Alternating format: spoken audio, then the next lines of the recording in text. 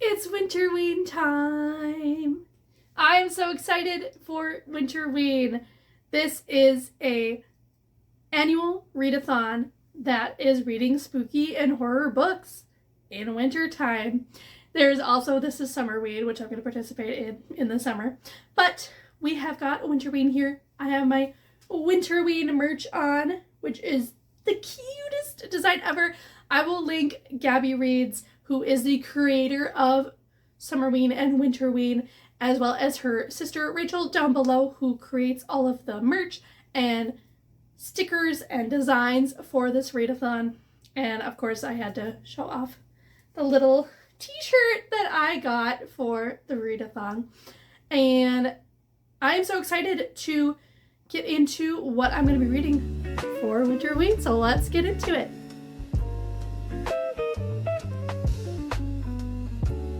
For Winterween, every season there are prompts that we have to follow along that fit the books we're going to read, and for this one there are 5 prompts. And prompt number 1 is read a book in the dark or at night. So that one is just a really easy one to be able to fulfill with whatever books that I'm going to be reading. Then number 2 is read a thriller or horror book. Number 3 is read a book with red on the cover or blood on the cover. And prompt number 4 is read a book about vampires or werewolves or witches. And then prompt number 5 is read a 2025 release book you never got around to. And so I'm going to be reading probably 2 books for this Winterween reading vlog. It is a week-long readathon, so 7 days. So I am splitting it up a little bit. I'm going to have an audiobook and a physical book to read. And the books that I am going to read are Hungerstone by Kat Dunn on audio, and then Home is Where the Bodies Are by Geneva Rose, which I have on my physical TBR. So let's get into what these books are about. So Hungerstone is actually a Carmilla retelling. I've never read Carmilla or Dracula or any of that, so could that be a disservice to me? Possibly. Home is Where the Bodies Are is a physical TBR book. I'm always trying to get that down. And then it also has red on the cover or blood on the cover, so that fits for that prompt. And then Hungerstone also fits for a book featuring vampires. And then obviously I'm going to read one of them in the dark or at night, and they're both a thriller and horror book. So it fits all of the prompts, which is my goal. And let's get into reading Hungerstone. Alright guys, I just wanted to give you an update on the books that I'm reading for Winterween. Let's start off with Hungerstone on Goodreads. This currently is a 3.93 average rating, and it was also a nominee for Reader's Favorite Horror in 2025.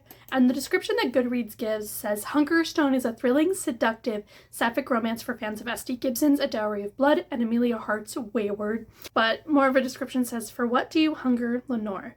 Lenore is the wife of steel magnate Henry, but 10 years into their marriage, the relationship is soured, and no child has arrived to fill the distance growing between them. Henry's ambitious takes them out of London and to the imposing Nethershaw Manor in the countryside, where Henry aims to host a hunt with society's finest. Lenore keeps a terrible secret from the last time her husband hunted, and though they never speak of it, it haunts their marriage to this day. The preparations for the event take a turn when a carriage accident near the remote home brings a mysterious Carmilla into Leonore's life. Carmilla, who is weak and pale during the day, but vibrant at night. Camilla, who stirs up a hunger deep within Lenore. Soon, girls from local villages begin to fall sick before being consumed by a bloody hunger. Torn between regaining her husband's affection and Camilla's ever-growing presence, Lenore begins to unravel her past, and in doing so uncovers a darkness in her household that will place her at terrible risk. So it sounds intriguing. It sounds kind of like gothic horror as well. So we will see how that is. Okay, now moving on to Home is Where the Bodies Are by Geneva Rose. I'm excited to read this one because this author is actually a local author to me. And if I like her books, I can maybe actually see her when she comes to tour here. This one does have a 3.80 average rating on Goodreads, so it is a little bit lower. And it was a nominee for Reader's Favorite Mystery and Thriller in 2024.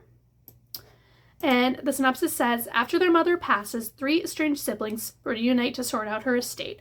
Beth, the oldest, never left home. She stayed with her mom, caring for her until the very end. Nicole, the middle child, has been kept at arm's length due to her ongoing battle with a serious drug addiction. Michael, the youngest, lives out of state and hasn't been back to their small Wisconsin town since their father ran out on them 7 years before. It also says, while going through their parents' belongings, the siblings stumble upon a collection of home videos and decide to revisit those happier memories.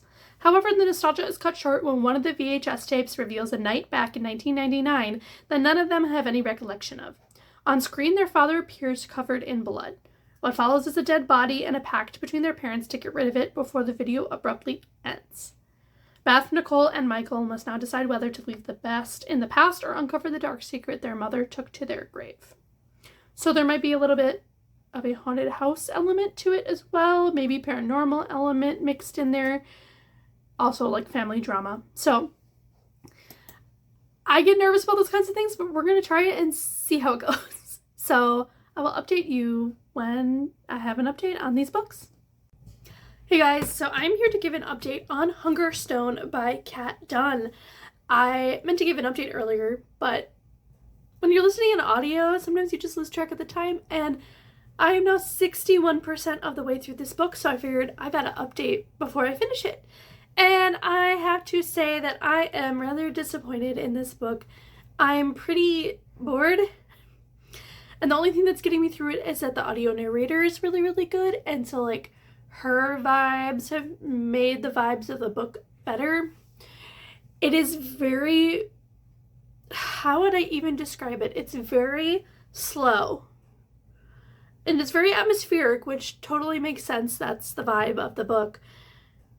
But it's like there's supposed to be like this whole mystery of what's happening, and I'm like, you know what's happening, you know who's causing the issues, you know why she's causing the issues, and also the husband in this book, I absolutely hate him, and I hate reading about him, and that I understand is totally the point. He's supposed to be awful and horrible, but I'm just kind of bored.